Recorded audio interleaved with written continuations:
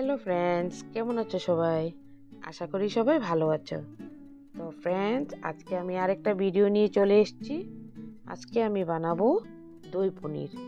তো আমি আমার ভিডিওতে আগেও দিয়েছি দই পনির, আজকেরটা একটু আলাদাভাবে হবে, তো আপনাদের সাথে শেয়ার করব ভেবেছি।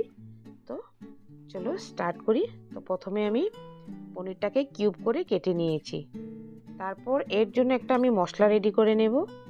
প্রথমে আমি গ্রাইন্ডারের মধ্যে দিয়ে দেব বড় চামচে 1 চামচ পোস্ত, আর দেব তোমার 4-5টা কাজু, আর দিয়ে দেব 1 চামচ চালমগজ দিয়ে প্রথমে এটাকে আমি শুকনা এক গ্রেট করে নেব।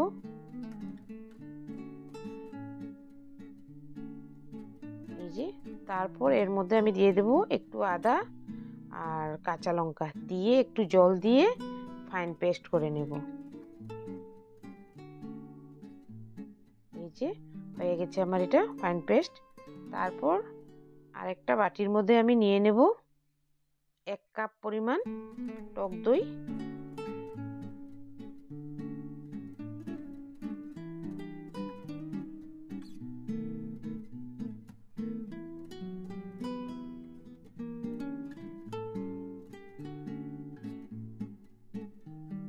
হয়ে যাবে 1 কাপ পরিমাণ আমি এখানে টক দই নিয়েছি, এটাকে আমি ভালো করে ফেটিয়ে নেব।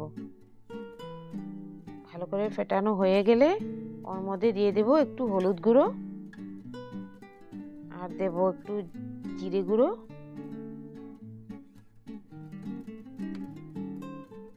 আর দেব লঙ্কা গুঁড়ো, দিয়ে দেব স্বাদ মতো নুন, দিয়ে এটাকেও ভালো করে আমি মিশিয়ে নেব। ভালো করে এটা আমার মিশানো হয়ে গেছে। এখন আমি বসিয়ে দিয়েছি কড়াইয়ের মধ্যে দিয়ে দিলাম আমি সরষার তেল। সরষার তেলটা দিয়ে দেব একটা শুকনো লঙ্কা, আর দেব গোটা গরম মশলা, দালচিনি, লবঙ্গ, এলাচ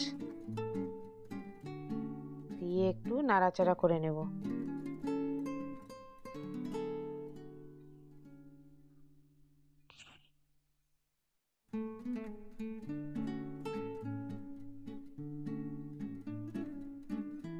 এটা ভাজা হয়ে গেছে। এখন আমি দিয়ে দেব পেস্ট করা কাজু, পোস্ত, চালমগজ, এই পেস্টটা দিয়ে ভালো করে নাড়িয়ে নেব তেল ছাড়া।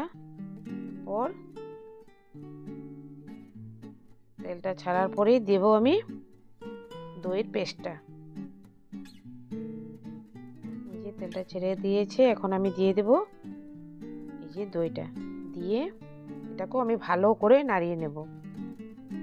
যখন এটা ফুটে উঠবে,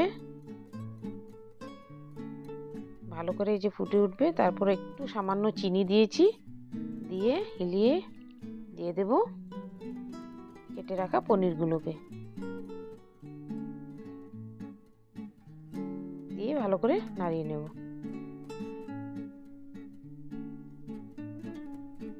5 মিনিট পর উপর থেকে দিয়ে দেব কসুরি মেথি, দিয়ে এটাকে নামিয়ে নেব।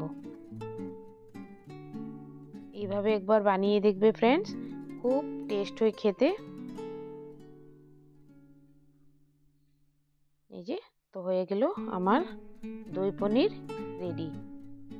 তো ফ্রেন্ডস, আমার ভিডিওটা যদি ভালো লেগে থাকে তাহলে like, comment, share and subscribe করে দেবে। ধন্যবাদ।